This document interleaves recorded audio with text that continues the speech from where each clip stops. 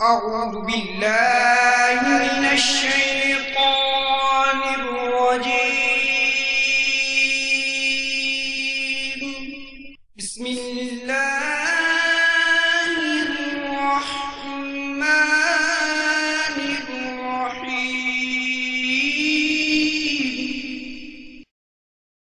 وفاقی وزارت برائے مذہبی امور کی طرف سے جاری کردہ مکتوب کا اردو خلاصہ. دعوت اسلامی ایک غیر سیاسی پرامن سب سے بڑی مذہبی تحریک ہے جو کہ ملک اور بیرون ملک قرآن و سنت کے مطابق اسلام کا پیغام عام کرنے میں مصروف عمل ہے. یہ تحریک مکمل غیر سیاسی ہونے کے ساتھ ساتھ انتہا پسندی اور دہشت گردی سے پاک ہے. وفاقی وزارت برائے مذہبی امور اس تحریک کے نیکی کی دعوت عام کرنے کے انداز اور اس سے متعلق دیگر تمام امور سے مطمئن ہے.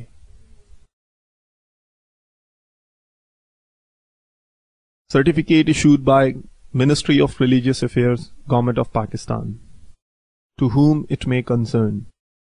Dawat-e-Islami is the largest religious, non-political, propagational and peaceful movement of Quran and Sunnah in the country, working for propagation of the message of Holy Quran and Sunnah all over the country as well as abroad. The Jama'at is purely non-political, non-extremist and non-terrorist. Therefore, Ministry of Religious Affairs is satisfactory on their propagation for Islam as well as other activities relates to religion. حقیقت میں وہ لطف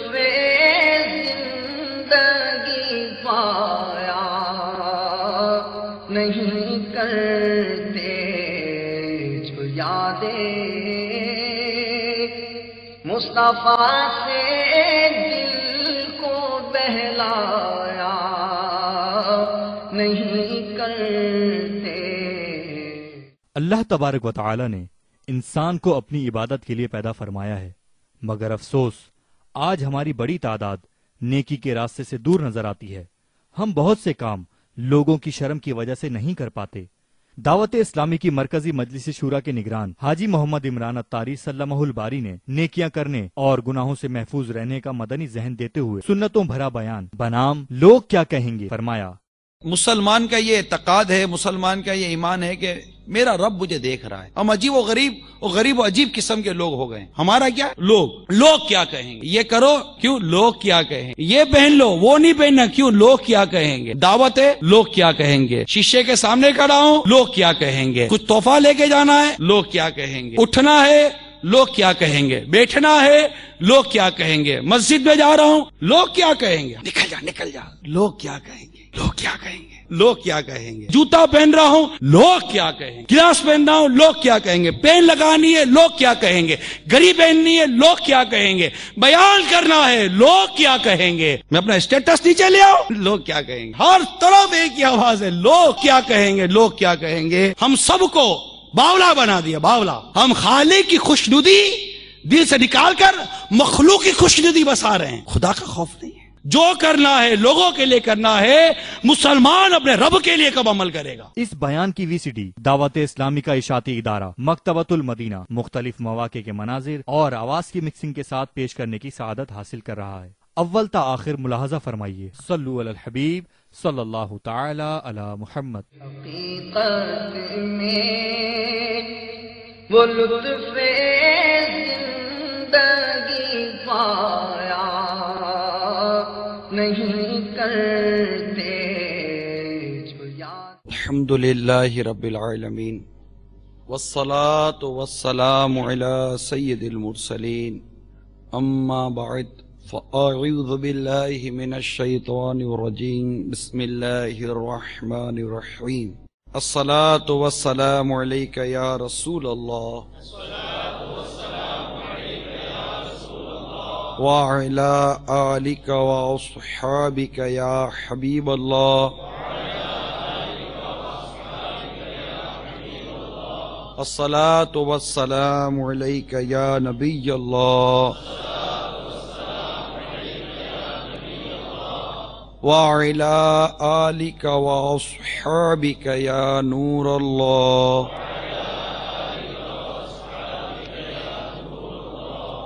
نويت سنة الاعتكاف. سرکار مدینہ راحت قلب و سینہ فیض گنجینہ صاحب معطر پسینہ باعث نزول سکینہ صلی اللہ تعالی علیہ وآلہ وسلم کا فرمان علی شان ہے، جو کوئی مجھ پر ایک مرتبہ درود پاک پڑھتا ہے اللہ تعالی اس پر 10 رحمت نازل فرماتا ہے، اس کے 10 گناہ معاف فرماتا ہے اور اس کے 10 درجات کو بلند فرماتا ہے. صلو علی الحبیب صلی اللہ تعالی جمادی الاولی 1431 سن ہجری کی یہاں عرب امارات میں 9ویں شب ہے. حسب معمول دعوت اسلامی کا سنت و برا ہفتہ وار اجتماع دبئی میں مسجد البر میں جاری ہے. حضرت سیدنا فاروق اعظم رضی اللہ تعالی عنہ کے مبارک زمانے میں ایک نوجوان بہت متقی اور عبادت گزار تھا. سیدنا فاروق اعظم رضی اللہ تعالی عنہ بھی اس کی عبادات پر تعجب کیا کرتے تھے. وہ نوجوان نماز عشاء مسجد میں ادا کرنے کے بعد اپنے بوڑھے والد کی خدمت کرنے کے لیے جایا کرتا تھا. راستے میں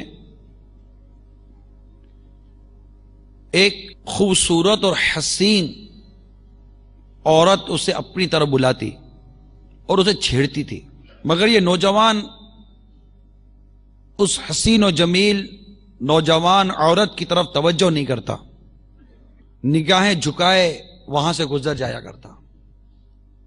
آخر کار ایک دن وہ نوجوان شیطان کے ورغلانے پر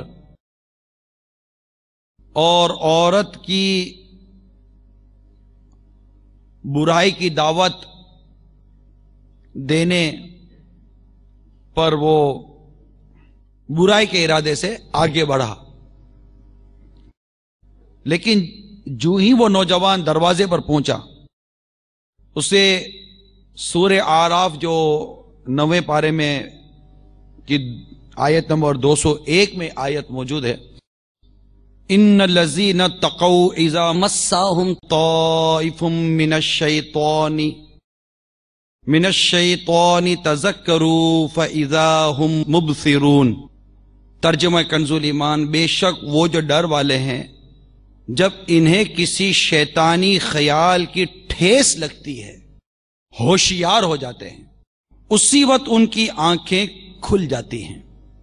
اب جب وہ نوجوان گناہ کے ارادے سے اس عورت کے دروازے کی طرف چلا تو اسے رب کریم جل جلالہ کا یہ ارشاد یاد آ گیا.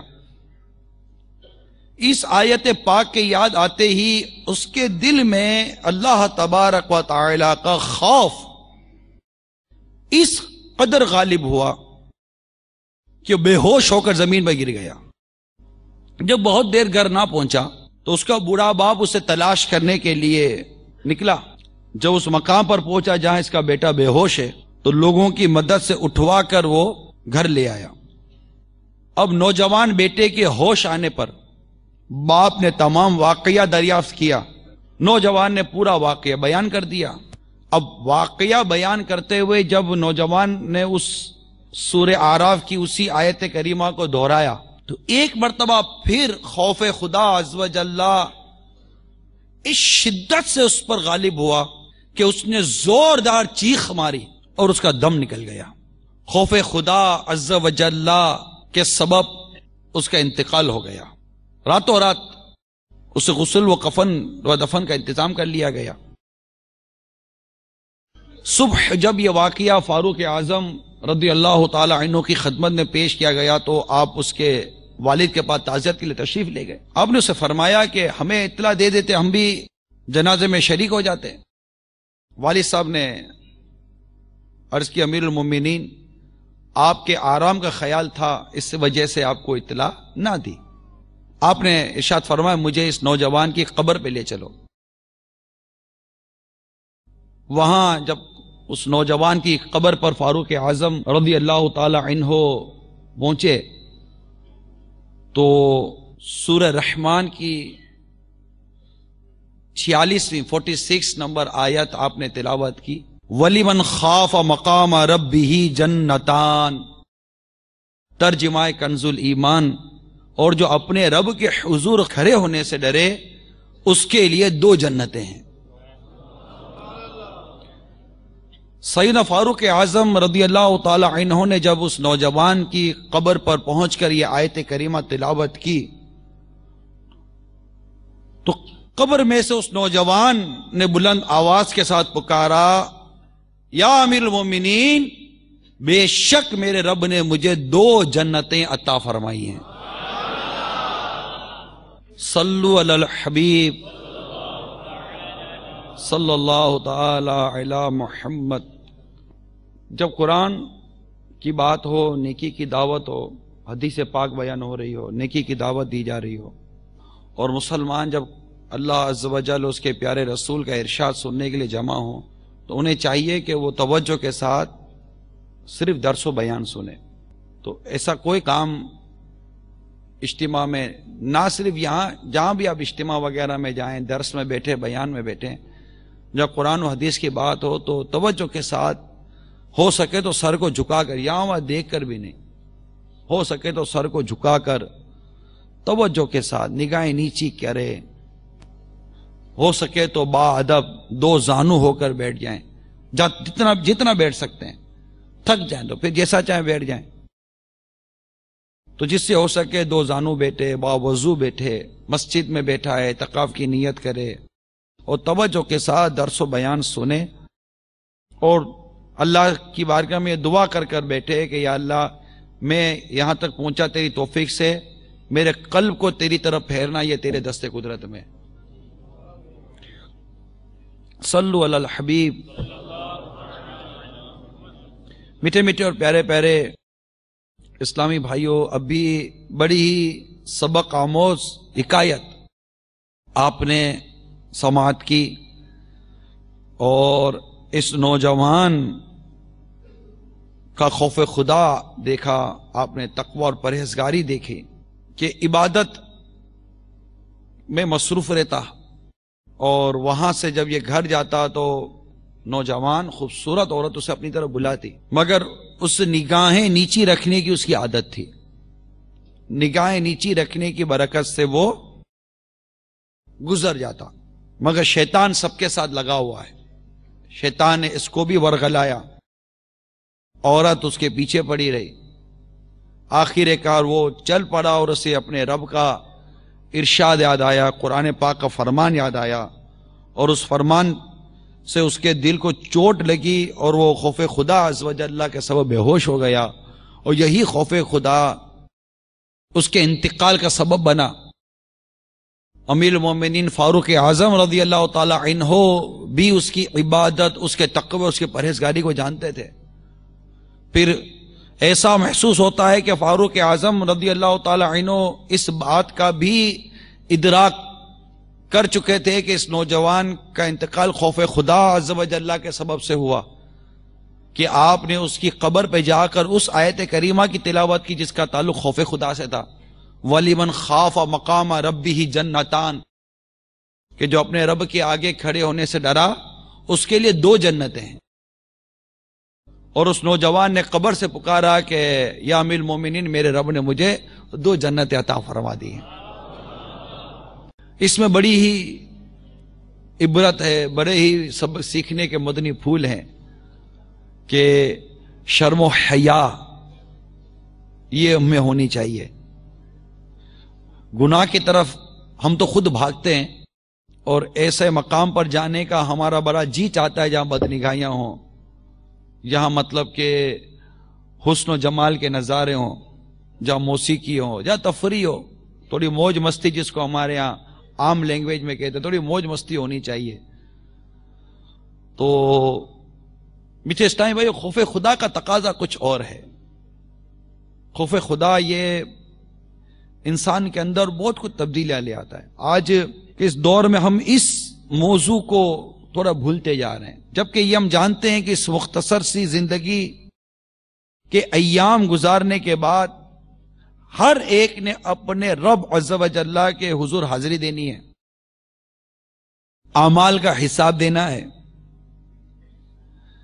جس کے بعد رحمت الہی ہماری طرف متوجہ ہونے کی صورت میں جنت کی اعلیٰ نعمتیں ہمارا مقدر بنیں گی، یا پھر گناہوں کی شامت کے سبب جہنم کی ہولناک سزائیں ہمارے نصیب میں ہوں گی.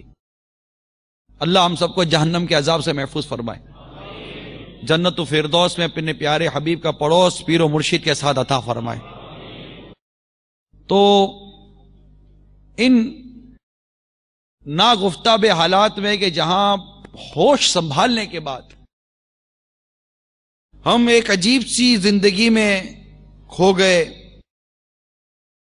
اور خوف خدا عز و جل جو کہ یوں سمجھیے کہ ایک بنیاد ہے، اللہ کا خوف یہ ایک بنیاد ہے.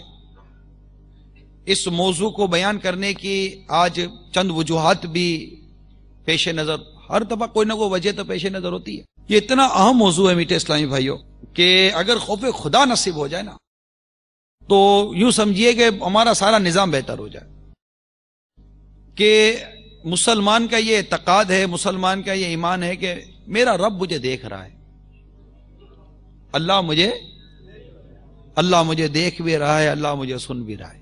ٹھیک ہے، اب یہ اعتقاد اپنے ذہن میں رکھتے ہوئے، اور ہے مسلمان کا اعتقاد ہے، مسلمان کا ایمان ہے کہ میرا رب مجھے دیکھ بھی رہا ہے، میرا رب مجھے سن بھی رہا ہے. خوف خدا کا مطلب کیا؟ اللہ تعالی کی بے نیازی، کہ وہ بے نیاز ہے. اللہ الصمد، اللہ بے نیاز ہے، ہم نیاز مند ہیں. خوف خدا کا مطلب یہ ہے کہ اللہ تعالیٰ کی بے نیازی، اس کی ناراضگی، اس کی گرفت، اس کی طرف سے دی جانے والی سزاؤں کا سوچ کر انسان کا دل گھبراہٹ میں مبتلا ہو جائے. یہ ہے خوف خدا عز و جل کا مطلب، کہ اللہ بے نیاز ہے، ہم نیاز مند ہیں. ہماری عبادت نہ اللہ تبارک و تعالیٰ کی کبریائی میں کوئی اضافہ کر سکتی ہے کہ وہ بڑا ہے، نہ ہمارا کوئی گناہ اللہ تبارک و تعالیٰ کو نقصان پہنچا سکتا، وہ بے نیاز ہے. ہم اس کے محتاج ہیں، وہ کسی کا محتاج نہیں ہے. ہم اللہ کے حضور سجدہ کر کے اپنے لیے رحمت حاصل کرنے کی کوشش کرتے ہیں. اگر ہم سب مل کر سجدہ کرنا بند کر دیں تو اللہ تعالیٰ کی ربوبیت پر کیا اثر پڑے گا؟ وہ بے نیاز ہے، اسے ہماری عبادت کی حاجت نہیں، ہمیں اس بات کی حاجت ہے کہ ہم اس کی عبادت کریں. پھر اس کی ناراضگی کا خوف، کہ اللہ تبارک و تعالیٰ کا ناراض ہو گیا تو میرا کیا بنے گا. اس نے جو گناہوں کے لیے، گناہوں کے سبب اپنے گناہگار بندوں کے لیے جو سزائیں رکھی ہیں، اس کا تصور، اور ان تمام چیزوں کو سوچ کر بندے کے دل میں جو گھبراہٹ پیدا ہوتی ہے تو کہتا ہے کہ یار اس کے دل میں ایک خوف خدا، ایک خوف کی کیفیت پیدا ہوئی، اللہ کے ڈر کی کیفیت پیدا ہوئی. اب اگر ہم تھوڑا سا غور کرتے ہیں، اس تعریف کو بھی آپ غور سے سمجھنے کی کوشش کریں کہ یہ کتنا اہم موضوع خوف خدا. اگر کسی کو خوف خدا نصیب ہو جائے، اللہ کی ناراضگی کا خوف نصیب ہو جائے کہ میرا رب مجھ سے ناراض ہو گیا تو میرا کیا بنے گا، میرا رب بے نیاز ہے، میں جن گناہوں کے عادتوں میں مبتلا ہوں، اگر ان گناہوں پر میرے رب نے گرفت فرمائی اور مجھے جہنم کا عذاب دے دیا، قبر کا عذاب دے دیا تو میرا کیا بنے گا. اب میں جو گناہ کر رہا ہوں، میں جو عمل کر رہا ہوں، کیا وہ عمل کرتے وقت میرا رب مجھے دیکھ رہا ہے؟ یقیناً دیکھ رہا ہے. اب میرا رب میری گرفت پر قادر ہے؟ یقیناً قادر ہے، گرفت کر لے گا. گرفت کرنے کے بعد کیا میرا رب مجھے سزا دینے پر قادر ہے؟ بالکل سزا دینے پر قادر ہے، سزا بھی دے گا. جب یہ ساری چیزیں ہمارے پیش نظر ہوں، کہ اس کا دیکھنا ہمارے بالکل پیش نظر ہو، اس کا گرفت کرنا ہمارے یقیناً پیش نظر ہو، اس کا سزا دینا یقیناً ہمارے پیش نظر ہو، اور یہ بھی پیش نظر ہو کہ وہ بے نیاز ہے، تو انسان گناہ سے باز آ جاتا ہے، بدعمالی سے باز آ جاتا ہے. کیوں؟ کہ ہم گناہ اس وقت کرتے ہیں جس وقت کوئی دیکھ نہ رہا ہو. اب جب یہ تصور بن گیا کہ میرا رب دیکھ رہا ہے تو گناہ سے بچے گا. اچھا، اب ایسے بھی لوگ ہیں کہ جو گناہ کرتے ہیں جبکہ لوگ دیکھ رہے ہوتے ہیں. یہ بے باک ہیں، یہ لوگ بے باک ہیں. یہ اگلا درجہ ہے. ان کا خوف خدا انتہائی ضعیف ہے، انتہائی کمزور ہے. خوف کی 3 قسمیں بیان ہوتی ہیں خوف خدا کی: ضعیف، معتدل اور قوی زیادہ. خوف خدا معتدل ہونا چاہیے.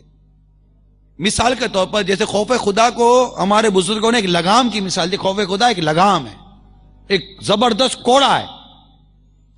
نفس ایک سرکش جانور ہے. اگر جانور کو کوڑا اتنا آہستہ مارے کہ اس پر کوئی فرق ہی نہ پڑے تو کیا مارنا نہ مارنا برابر ہے. اتنا زور سے مارا کہ زخمی ہو گیا اور بیٹھ گیا تو بھی نقصان دہ. تو ایسا کوڑا مارا جائے جس سے نہ وہ زخمی ہو نہ وہ بیمار ہو بلکہ اس کی رفتار بھی تیز ہو جائے. اس کو کہتے ہیں معتدل، درمیانہ راستہ.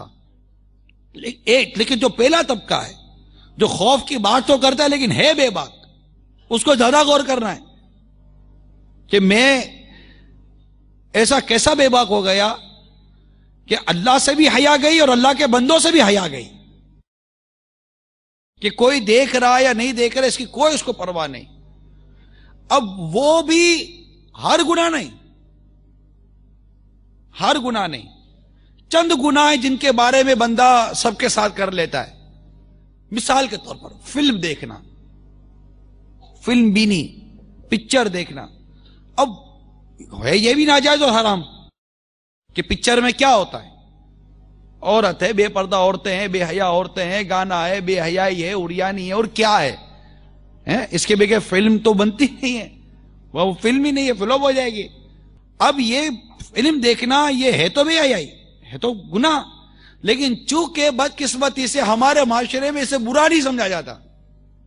اللہ کے نزدیک گناہ ہے، اللہ کے نزدیک برا ہے، لیکن چونکہ اسے لوگ برا نہیں کہتے اس لیے بندہ بے باکی کے ساتھ کر رہا ہے. اچھا، اب آ جائیے شراب. اب شراب لوگوں میں اب بھی بری ہے، ہر ایک شراب کو اچھا نہیں کہتا. تو شراب اب بھی بری ہے، لہذا اللہ کے نزدیک بھی شراب بری ہے. لیکن چونکہ یہ شراب لوگوں کے نزدیک بھی بری ہے لہذا اب لوگوں کے بیچ میں دن دہاڑے شراب نہیں پیتا. وہاں اللہ سے نہیں ڈر رہا، بندوں سے ڈر رہا ہے.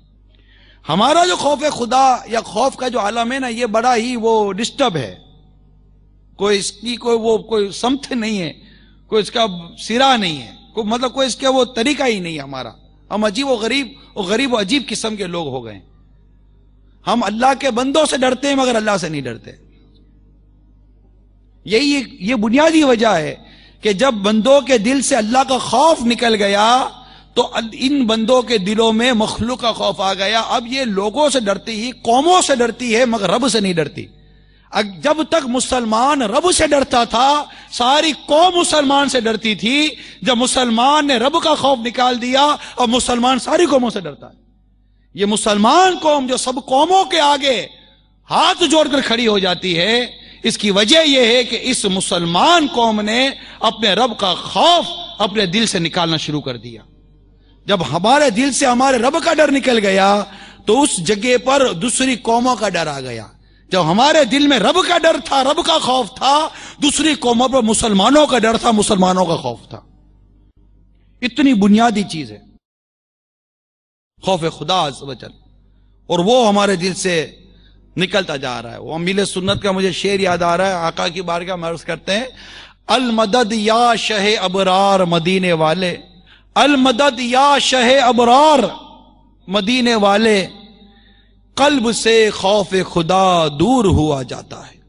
تو میں کچھ خوف خدا کی جو ہماری جو کیفیات ہیں میں تھوڑا اس کا تجزیہ پیش کرنا چاہ رہا تھا، پھر انشاءاللہ مزید اس موضوع کو لے کر آگے بڑھتا ہوں. تو ہم ان چیزوں سے ڈرتے ہیں جن کے بارے میں لوگ کیا کہیں گے. جیسے بدکاری ہے، کوئی کھل کر نہیں کرتا. لوگ کیا کہیں گے، اللہ کیا کہے گا، اللہ کیا فرمائے گا. اللہ نے اس کو ناپسند کیا، اللہ نے کرنے سے منع کیا، اللہ ناراض ہو جائے گا، اس کا ڈر کتنا. گانا سنتا ہے تو یہ تو گانا تو اب جس کا ایسا مذہبی ذہن بنا ہوا ہے، مدنی ذہن بنا ہوا ہے، وہی بچتا ہے. باقی گانا نہیں سنے گا تو موبائل فون میں میوزیکل ٹیم سنے گا، کسی بھی طور پر اپنے آپ کو تسکین دے دے گا کہ یار چلو مزہ آ گیا، کچھ میوزک خود تو سنا، موبائل کے نام پر ہی سن لیا.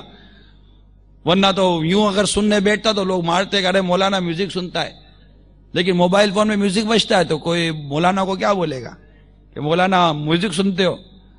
تو اب مولانا بھی میوزک تو سنتا ہی ہے، داڑھی والا، موبائل فون کے اندر ٹیپ میں سنے گا، ٹی وی میں سنے گا تو لوگ برا والا بولیں گے. اب موبائل میں سن رہا ہے کیونکہ لوگ اس کو برا سمجھتے نہیں ہیں. لوگ ہمارا کیا ہے؟ لوگ.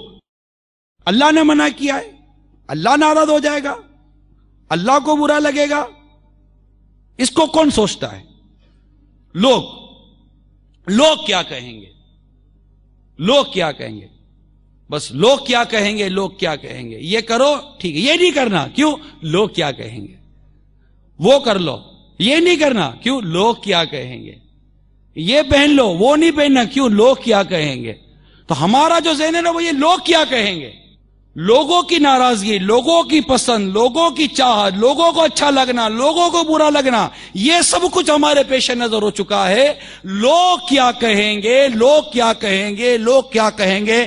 میرے مصطفیٰ پر کیا بیتے گی، میرے رب عز و جل کو یہ بات بری لگے گی، اچھی لگے گی. اس معاملے میں مسلمان سوچتا ہے نہیں سوچتا، اس کا فیصلہ آپ بھی کر لیجئے. البتہ یہ ضرور سوچتا ہے لوگ کیا کہیں گے. دعوت ہے، لوگ کیا کہیں گے. بارات ہے، لوگ کیا کہیں گے. شیشے کے سامنے کھڑا ہوں، لوگ کیا کہیں گے. دسترخوان پر ہوں، لوگ کیا کہیں گے. مہمان گھر پر آ رہے ہیں، لوگ کیا کہیں گے. کچھ تحفہ لے کے جانا ہے، لوگ کیا کہیں گے. اٹھنا ہے، لوگ کیا کہیں گے. بیٹھنا ہے، لوگ کیا کہیں گے. مسجد میں جا رہا ہوں، لوگ کیا کہیں گے. مسجد سے باہر آ رہا ہوں، لوگ کیا کہیں گے. جوتا پہن رہا ہوں، لوگ کیا کہیں گے. چپل پہن رہا ہوں، لوگ کیا کہیں گے. گلاس پہن رہا ہوں، لوگ کیا کہیں گے. پین لگانی ہے، لوگ کیا کہیں گے. گھڑی پہننی ہے، لوگ کیا کہیں گے. بیان کرنا ہے، لوگ کیا کہیں گے. ہر طرف ایک ہی آواز ہے، لوگ کیا کہیں گے، لوگ کیا کہیں گے، لوگ کیا کہیں گے. یہ مسلمان کیوں نہیں سوچتا کہ میرے رب نے اس معاملے میں کیا فرمایا ہے؟ ہم یہی کیوں سوچتے ہیں کہ لوگ کیا کہیں گے، لوگ کیا کہیں گے، لوگ کیا کہیں گے، لوگ کیا کہیں گے. آج آپ کے منہ پر اچھا کہیں گے، پیچھے پیچھے برائی کریں گے. لوگ کیا کہیں گے. خوشامد کریں گے، لوگ کیا کریں گے. جھوٹی تعریفیں کریں گے، لوگ کیا کہیں گے. حسد کریں گے، لوگ کیا کہیں گے. غیبتیں کریں گے، لوگ کیا کہیں گے. مگر ہمارا ایک ہی نعرہ ہے، لوگ کیا کہیں گے. جو کرنا ہے لوگوں کے لیے کرنا ہے. مسلمان اپنے رب کے لیے کب عمل کرے گا؟ لوگ کیا کہیں گے. یعنی ہم خالق کا خوف دل سے نکال کر مخلوق کا خوف بسا رہے ہیں. ہم خالق کی خوشنودی دل سے نکال کر مخلوق کی خوشنودی بسا رہے ہیں کہ مخلوق کیا کہے گی. عطر لگانی ہے، خوشبو لگانی ہے، لوگ کیا کہیں گے، ہے نا. گھر میں پردے لگانے ہیں، لوگ کیا کہیں گے. کارپیٹ بچھانا ہے، مجھے اچھا لگ رہا ہے اس لیے نہیں بچھا رہا ہوں، لوگ کیا کہیں گے. مکان لینا ہے، مجھے اچھا لگ رہا ہے اس لیے نہیں لے رہا ہوں، لوگ کیا کہیں گے. کار لینی ہے، مجھے اچھی لگ رہی ہے نہیں لگ رہی اس لیے نہیں لے رہا ہوں، لوگ کیا کہیں گے. ایک ہی آواز ہے، لوگ کیا کہیں گے، لوگ کیا کہیں گے.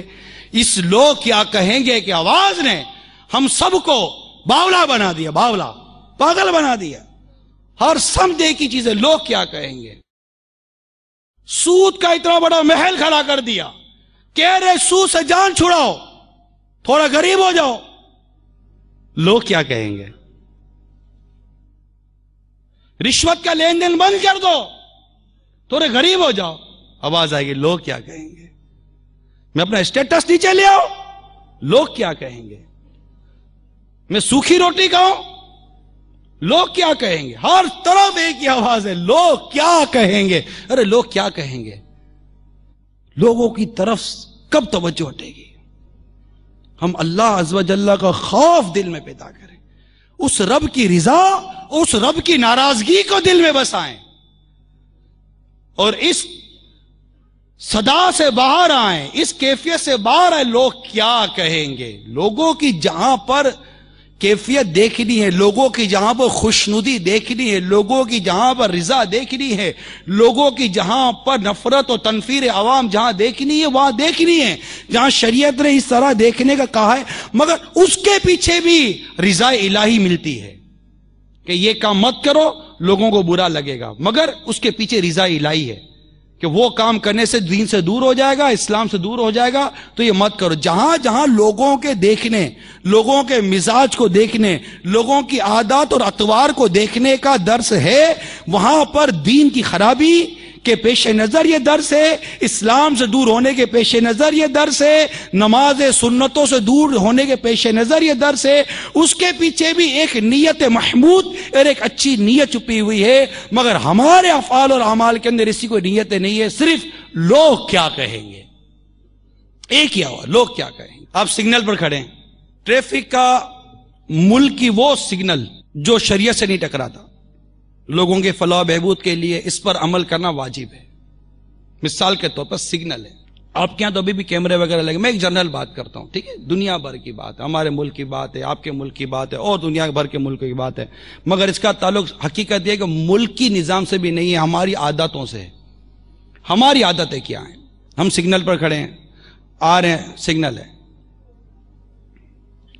کوئی نہیں دیکھ رہا، چلے گئے، اور کوئی دیکھ رہا ہے تو رک گئے، یہاں تک کہ بندہ نہیں کیمرہ دیکھ رہا ہے تو رک گئے، رک جاتے ہیں نا، کیوں؟ سزا ملے گی، سزا ملے گی نا، سزا۔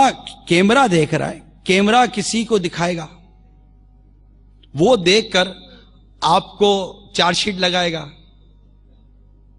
ایک کیمرے کا اتنا خوف ہے، خدا کا خوف نہیں ہے کہ خدا دیکھ رہا ہے، فرشتے لکھ رہے ہیں، زمین گواہ بن رہی ہے، یومئذ تحدث اخبارہا، سورہ زلزال میں زمین اگل دے گی اپنے راز، کس نے برائی کی اس پر اور کس نے اچھائی کی اس پر۔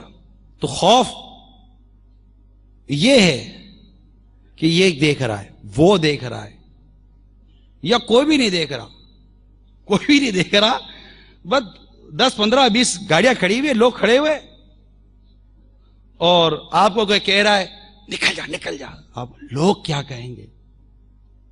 کیا کہیں گے؟ لوگ کیا کہیں گے؟ نہیں جا رہے۔ ہم اللہ تبارک و تعالیٰ کی رضا کو چھوڑ کر لوگوں کی رضا کے پیچھے، اللہ کے خوف کو چھوڑ کر لوگوں کے خوف کے پیچھے،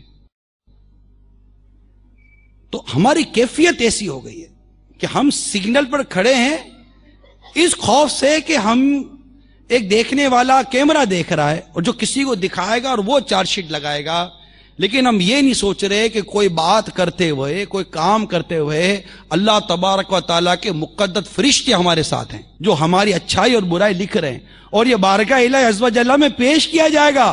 اس وقت میرے بارے میں کیا حکم نازل ہوتا ہے؟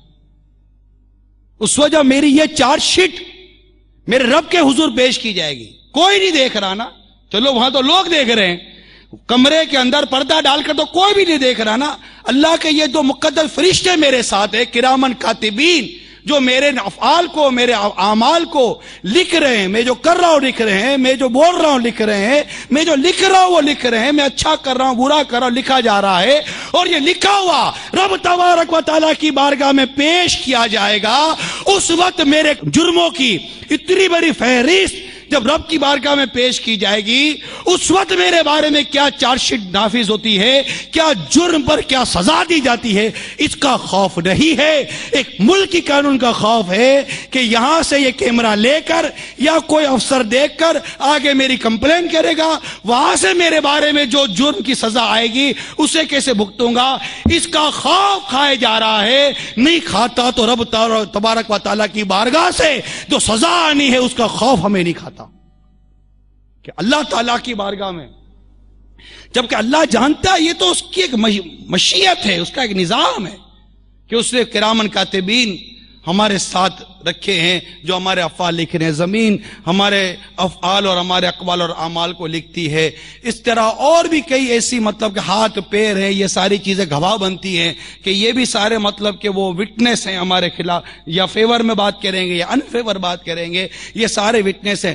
باوجود اس کے کہ میرا رب غیبوں کا جاننے والا، اس کو پتا ہے میرا بندہ کیا کر رہا ہے، مگر یہ نظام ہے جو قیامت کے دن ظاہر ہوگا.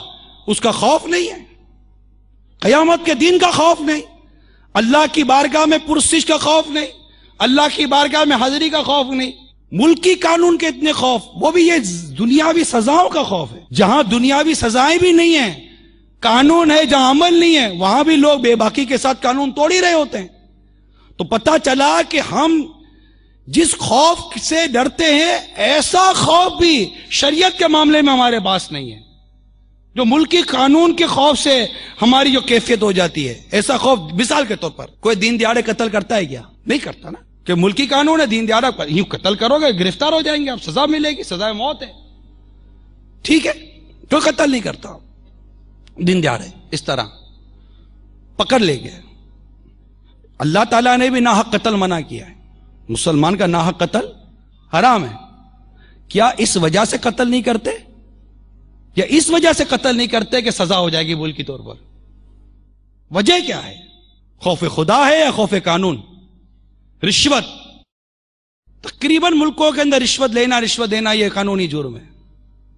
اسلام نے بھی منع کیا. الراشی والمرتشی کلاہما فی النار. رشوت لینے والا، رشوت دینے والا دونوں جہنم میں. ملکی قانون بھی ہے کہ رشوت کا لینا دینا منع ہے، اسلامی قانون بھی رشوت کا لینا دینا منع ہے. جو رشوت سے بچ رہا ہے وہ سوچے کہ ملکی قانون کے پیش نظر رک رہا ہے یا شریعت کے قانون کے پیش نظر رک رہا ہے. اگر کہتا ہے شریعت کے قانون کے پیش نظر رک رہا ہوں تو ملکوں کے اندر سود کے لینے دینے میں سزا نہیں ہے. اگر تم رشوت سے رکتے تو سود سے کیوں نہیں رک رہے ہو؟ سود سے کیوں نہیں رکتے؟ کیوں کہ سود پر گرفتاری نہیں ہے، سود پر سزا نہیں ہے، سود پر اریسٹمنٹ نہیں ہے. پتہ چلا کہ میں ملکی قانون سے ڈر رہا ہوں لیکن اسلامی قانون سے نہیں ڈرتا. اللہ کے بنائے ہوئے قانون کا خوف میرے دل سے نکلتا جا رہا ہے. کسی کو تھپڑ ماریں گے، لڑائی کر لی، پکڑ لیں گے. لا اینڈ آرڈر کا پرابلم کریٹ کر دیا آپ نے، دنگا مستی کر دیا، یہ مطلب لڑائی پھڈا ڈال دیا، یہ سارا مسئلہ خراب کر دیا، پکڑ لیں گے. نہیں لڑتے کسی سے بھی، نہیں لڑتے نا، بلا اجازت شرعی یہ ساری چیزیں منع ہیں، نہیں کرتے. ادب، احترام. غیبت کرتے ہیں، جو ہاں یا نہ مت کیجیے گا. ایک تعداد غیبت کرتی ہے. کیوں؟ کہ غیبت پر کوئی قانون ہی نہیں ہے. اگر ملکی قانون غیبت پر آ جائے تو لوگ غیبت سے بچیں گے. جیسے قتل سے بچ رہا ہے، جیسے رشوت سے بچ رہا ہے، جیسے عام طور پر جو یہ یوں شرابیں پی کر نہیں گھومتا پھرتا. بھائی باہر شراب پیتے ہو تو قانون پکڑے گا، چپ کر شراب پیتے ہو تو کوئی نہیں پکڑے گا. مگر اسلام کا قانون باہر پیو یا چپ کر پیو، اسلام کا قانون تو پکڑتا ہے نا. اگر اسلام کے قانون سے اللہ کا خوف دل کے اندر ہے تو چپ کر پیو یا ظاہر پیو، دونوں صورتوں میں ناجائز اور حرام رہا تو شراب سے کیوں نہیں بچ رہے ہو؟ اس طرح صرف کمپیریٹیو گفتگو کر رہا ہوں، تقابل کر رہا ہوں تاکہ ہم جانیں کہ ہمارے ایمان کی کیفیت کیا ہے، خوف خدا عز و جل کی کیفیت کیا ہے ہمارے اندر. سامنے سے کوئی بے پردہ عورت آ رہی ہے، کوئی نہیں دیکھ رہا، دیکھ لیں گے. اگر کوئی لوگ دیکھ رہے ہوں گے تو فوراً اندر سے لوگ کیا کہیں گے، کیا آواز آئے گی؟ لوگ کیا کہیں گے. نہیں دیکھنا. اور جب لوگ نہیں ہوں گے تو دیکھ لو لوگ کیا کہیں گے. وہ کہتے ہیں نا شرم نبی خوف خدا، یہ بھی نہیں وہ بھی نہیں. تو یہ چند ایک مثالیں پیش کی ہیں آپ کے سامنے، ایک پریکٹیکل ایگزامپلز پیش کی ہیں کہ ہم جو افعال، جو اعمال بجا لاتے بھی ہیں، ان میں کس قدر اللہ کا خوف، اللہ کی رضا، اللہ کی خوشنودی شامل ہے، اور کس قدر اس میں مخلوق کا خوف، مخلوق کی رضا اور مخلوق کی خوشنودی شامل ہے، جبکہ اللہ کی خوشنودی کا تصور نہیں ہے وہاں. یہ کمپیئر اور ایک تقابلی گفتگو آپ کے سامنے پیش کر رہا ہوں تاکہ ہم اپنے ضمیر کو جھنجھوڑیں ہمیں کیا ہو گیا ہے. اور ایک یہ آواز لوگ کیا کہیں گے اس سے باہر آئیں. ہم اللہ کی رضا چاہنے والے بنے، ہم اللہ کو راضی کرنے والے بنے، اور یہ ہوگا اس وقت جب اللہ کا خوف ہمارے دل میں پیدا ہوگا. حقیقی معنی میں خوف خدا عز و جل جب دل میں پیدا ہوگا یہ کیفیت پیدا ہوگی. آئیے میں آپ کو چند آیات خوف خدا عز و جل کے حوالے سے عرض کرتا ہوں تاکہ ہمارے دل میں خوف خدا عز و جل ایسا پیدا ہو جیسے پیدا ہونا چاہیے.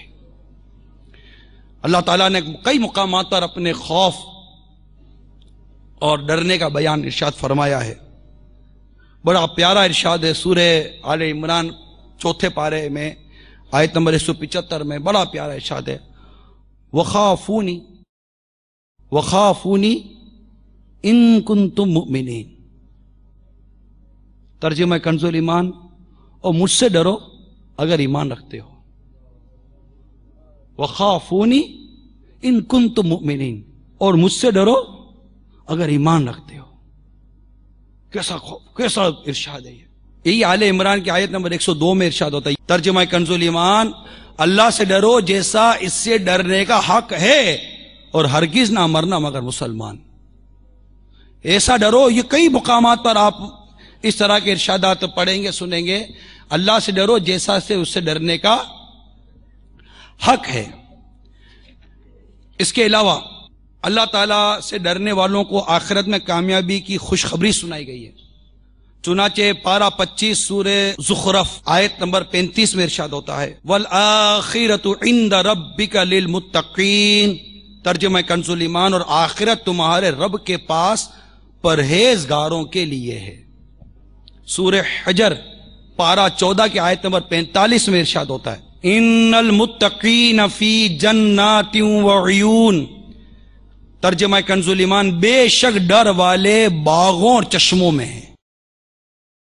تو اتنی آیات کریمہ آپ کو ملیں گی کہ جب ان کا مطالعہ کرتے ہیں تو لگتا ہے کہ خوف خدا یہ بنیاد ہے.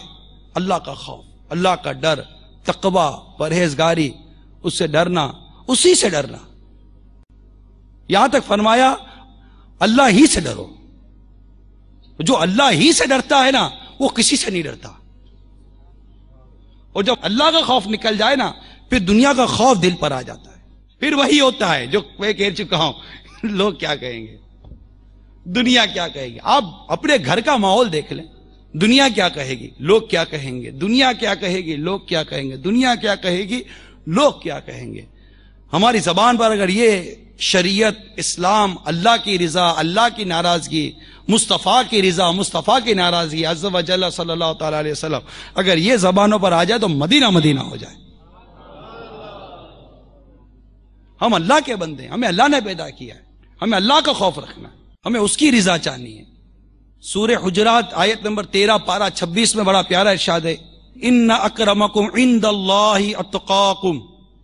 ترجمہ کنز الایمان، بے شک اللہ کے یہاں تم میں زیادہ عزت والا وہ جو تم میں زیادہ پرہیزگار ہے، زیادہ ڈرنے والا، خوف خدا والا ہے، وہ زیادہ عزت والا ہے. آپ نے کہاں پڑھا ہے کہ مالدار سب سے زیادہ عزت والا مالدار؟ جو سب سے زیادہ مشہور ہے وہی سب سے زیادہ عزت والا، جس کا جو سب سے زیادہ منصب والا ہے وہی سب سے زیادہ عزت والا. کہاں پڑھا ہے مجھے بتا دیں.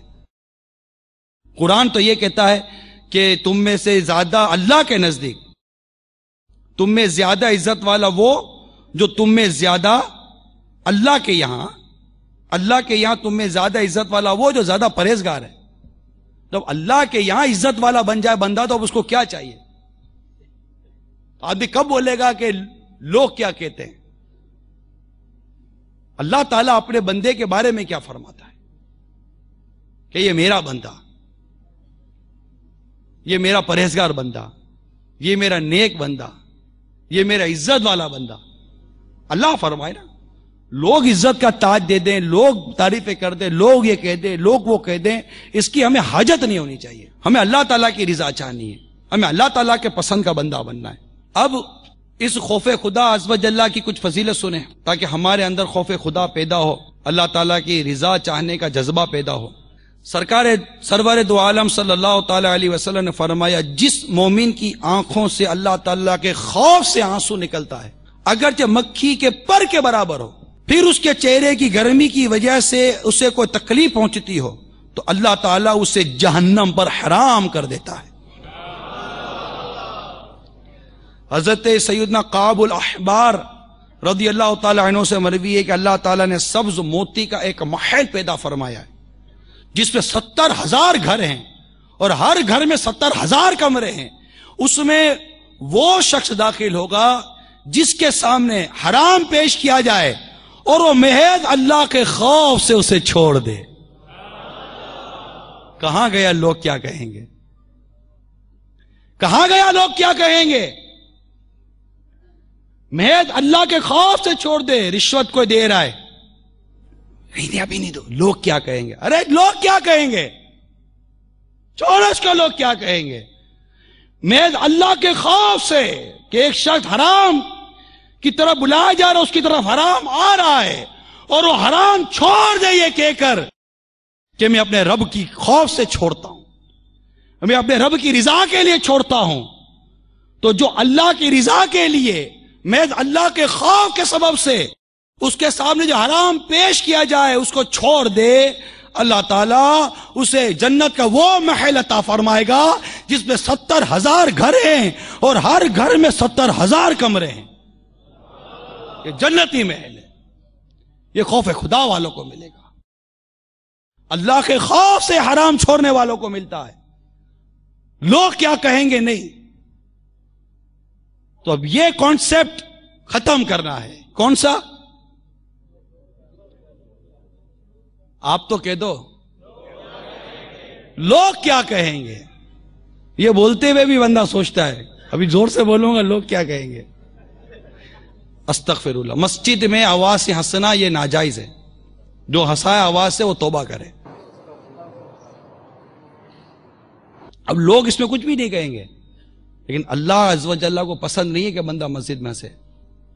اب لوگ کیا کہیں گے کی طرف جائیں گے تو کچھ بھی نہیں روکتے. لوگ تو عجیب و غریب کہتے ہیں. اگر قافلے میں 12 ماہ کے لیے جائے تو لوگ کہتے ہیں بیوی بچوں کا خیال نہیں کرے گا، پیچھے گھر بار کو نہیں دیکھو گے.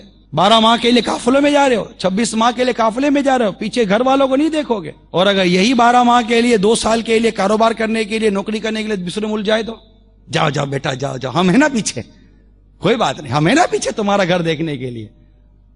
لوگ کیا کہیں گے؟ لوگ یہ کہتے ہیں مسجد میں بیٹھو تو لوگ کہتے ہیں مولانا اتنا بھی اللہ اللہ نہیں کرنا چاہیے، تو دنیا کا بھی کرو. تو دنیا والوں کو بولو کہ اتنی دنیا نہیں کرنی چاہیے، کچھ اللہ اللہ بھی کرو. آؤ مسجد میں. تم پورا دن بازار میں بیٹھو تو تم اچھے، اور اگر کوئی مسجد میں بیٹھے تو برا ہو جائے گا. اعتدال رکھے، میانہ روی رکھے. اور ویسے بھی جتنا جہاں رہنا اتنی وہاں کی تیاری کرو، جتنا دنیا میں رہنا اتنی دنیا کی تیاری، جتنا آخرت کا سفر اتنی آخرت کی تیاری. عقل مند کون؟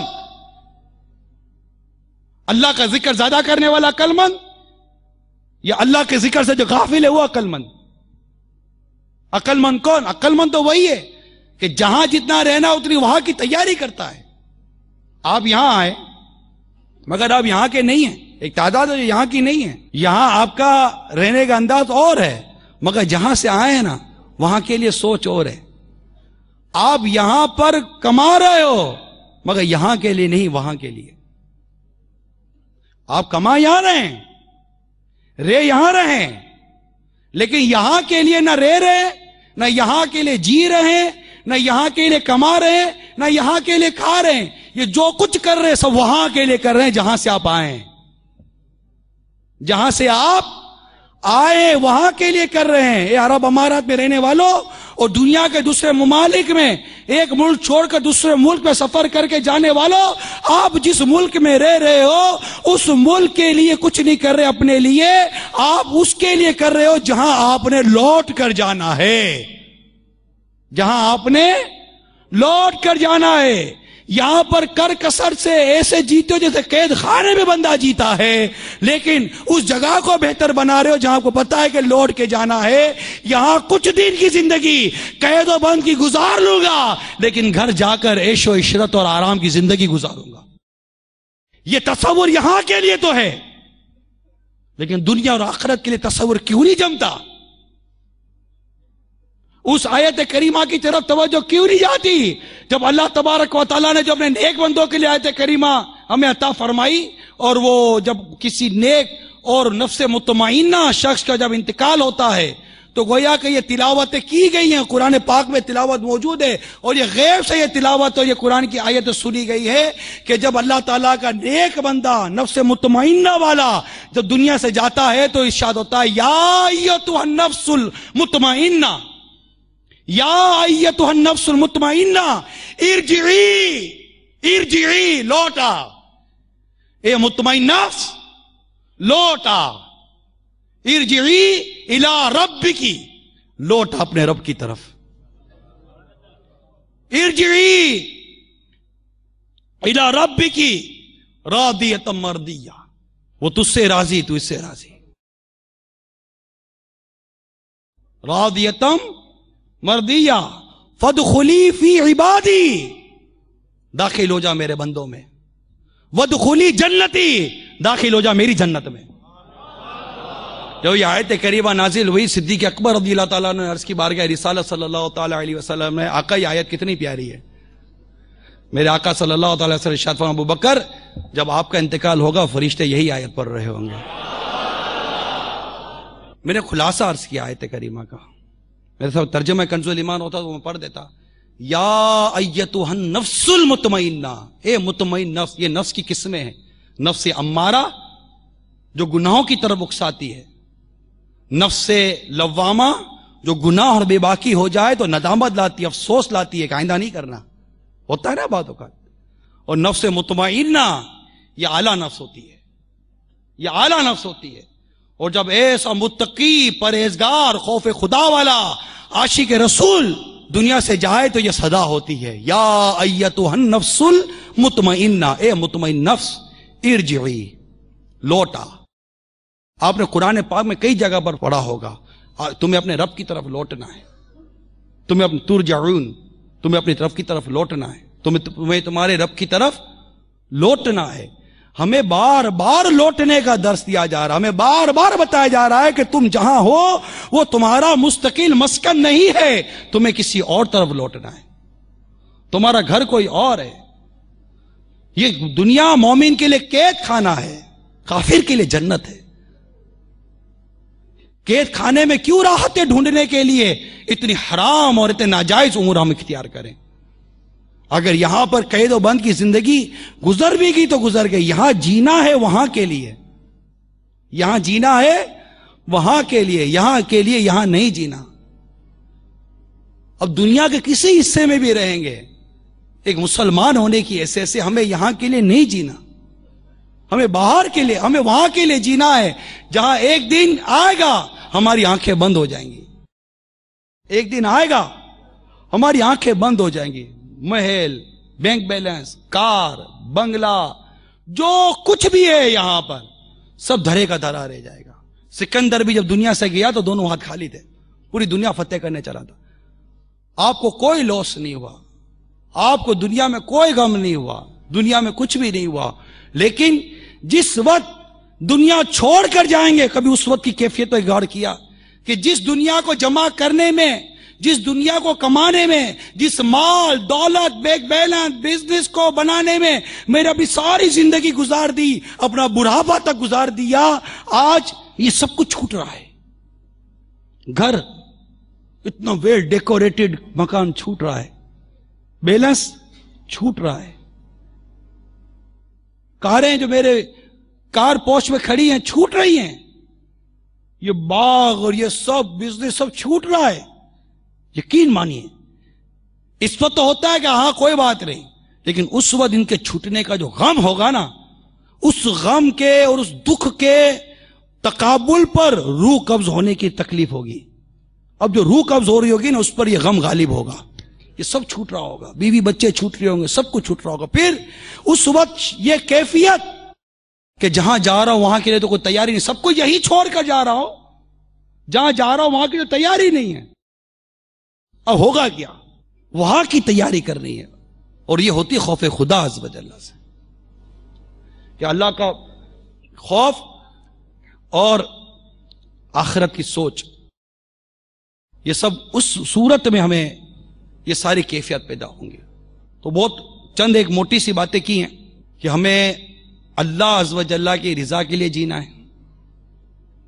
وہ نوجوان اس عورت کی گھر کی طرف چلا, اسے یہ نہیں دیکھا کہ لوگ کیا کہیں گے, اس نے یہ نہیں سوچا لوگ کیا کہیں گے, کہ میں عبادت گزار ہوں, نگاہیں نیچی رکھتا ہوں, ایک عورت بلا رہی ہے, میں اس کی طرف چل پڑا ہوں. اسے لوگوں کی باتیں یاد نہیں آئیں, اسے اپنے رب کا فرمان یاد آیا. وہ خوف خدا کی وجہ سے رکا تھا, لوگوں کے خوف کی وجہ سے نہیں رکا تھا کہ لوگ کیا کہیں گے. ہمارا عمل ہوتا ہے لوگ کیا کہیں گے, لوگ کیا کہیں گے, اس تصور سے باہر آ جائیں. ہمیں اپنے رب کو راضی کرنا ہے, اس کے پیارے محبوب کو راضی کرنا ہے, اور ہم چونکہ مسلمان ہیں ہمارا منتہا نظر رب کی رضا ہونی چاہیے. میرا ہر عمل بس تیرے واسطے ہو, کر اخلاص ایسا عطا یا الہی. نماز لوگوں کے لیے نہیں پڑھنی, اللہ کے لیے پڑھنی ہے. نماز کا وقت ہو گیا, آپ نہیں جا رہے, یہ نہ سوچے لوگ کیا کہیں گے. ارے اللہ نے نماز فرض کی ہے, لوگ کیا کہیں گے, کیا مطلب لوگ کیا کہیں گے. جائیں نماز پڑھیں, نماز پڑھیں. داڑھی رکھنی ہے, ہاں رکھ تو لو, لوگ کیا کہیں گے. ارے لوگ کیا کہیں گے, کیا کہیں گے, لوگ کیا کہیں گے, کچھ بھی نہیں کہیں گے. لوگ کچھ نہیں کہتے, لوگ یہی کہیں گے بہت اچھا کیا, بہت دیر سے سمجھ میں آئی, اچھا ہوا رکھ لی. لوگ کیا کہیں گے سے کیا مراد ہے. ہمارا عمل اللہ عز و جل اس کے پیارے رسول کی بارگاہ میں پیش ہوتا ہے. تو لوگ کیا کہیں, امامہ باندھ لیا کرو بھائی, اب باندھ تو لوں, لوگ کیا کہیں گے. قافلے میں سفر کر لو 12 ماہ کے لیے, کر تو لوں, لوگ کیا کہیں گے. مدنی لباس پہن لو, پہن تو لوں, آدھی پنڈلی تک کرتا سنت ہے, پہن تو لوں, چادر بھی اوڑھ لوں, سب کچھ کر لوں, مگر لوگ کیا کہیں گے. یہی اسی میں رہ گئے ہم لوگ, لوگ کیا کہیں گے. آؤ یار اس سے باہر آ جاؤ, اس سے باہر آ جاتے, یہ سوچنا چھوڑ دیتے لوگ کیا کہیں گے. وہ عمل جو اللہ کو پسند ہے میں کروں گا عز و جل, وہ عمل جو میرے مصطفیٰ کو پسند ہے میں کروں گا صلی اللہ علیہ وسلم. ورنہ یہ اگر سوچتے رہیں گے لوگ کیا کہیں گے تو پھنس جائیں گے, کیونکہ لوگ بہت آؤٹ آف دا وے لے کر آپ بات کام کرواتے ہیں, اور ہمیں نہیں کرنا. جو کرنا ہے اسلام اور شریعت کے دائرے میں رہ کر کرنا ہے. اللہ تعالی ہم سب کو عمل کی توفیق عطا فرمائے. تو آپ مدنی قافلوں میں سفر کی نیت کریں, اجتماع میں حاضری مستقل نیت کریں, مدنی انعامات پر عمل کی نیت کریں, درس کی نیت کریں. آپ درس دیں گے تو آپ لوگ کیا کہیں گے, درس دوں گا تو لوگ کیا کہیں گے. اگر بالفرض کوئی 2 باتیں کرے گا بھی تو گلا بیٹھ جاتا ہے بول بول کے. یار کان کبھی بیٹھتا ہے, کبھی سنا ہے کہ کان بیٹھ گیا, گلا بیٹھ جاتا ہے. تو جو بولنے والا تو گلا بیٹھ جاتا ہے. آپ سننے کا اسٹیمنا پیدا کرو, اب سننے کا اسٹیمنا پیدا کرو, بولنے والوں کو چھوڑو. جبکہ ہم کام اللہ کی رضا, اس کے حبیب کی رضا اور شریعت کے مطابق کر رہے ہیں, خلاف شرع کام نہیں کر رہے.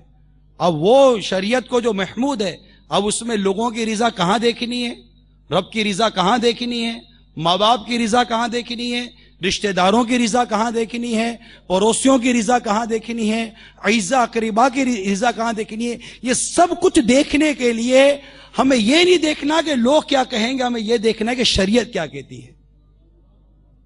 ہمارے گھر میں دعوت ہے, بیٹی کی دعوت ہے, کھانا کھلانا ہے, مہمانوں کو بلانا ہے, جو کچھ بھی کرنا ہے, ہمیں یہ نہیں سوچنا کہ لوگ کیا کہیں گے. ہمیں یہ دیکھنا ہے شریعت کیا کہتی ہے. ہمیں کیا دیکھنا ہے, شریعت کیا کہتی ہے, میرا رب مجھے کیا فرماتا ہے, میرے مصطفیٰ صلی اللہ تعالی وسلم کی رضا کس کام ہے. بس اسے چھوڑ دیں گے لوگ کیا کہیں گے. انشاءاللہ عز و جل اللہ تعالی ہم سب کو عمل کی توفیق عطا فرمائے. آمین بجاہ النبی الامین صلی اللہ تعالی علیہ وسلم.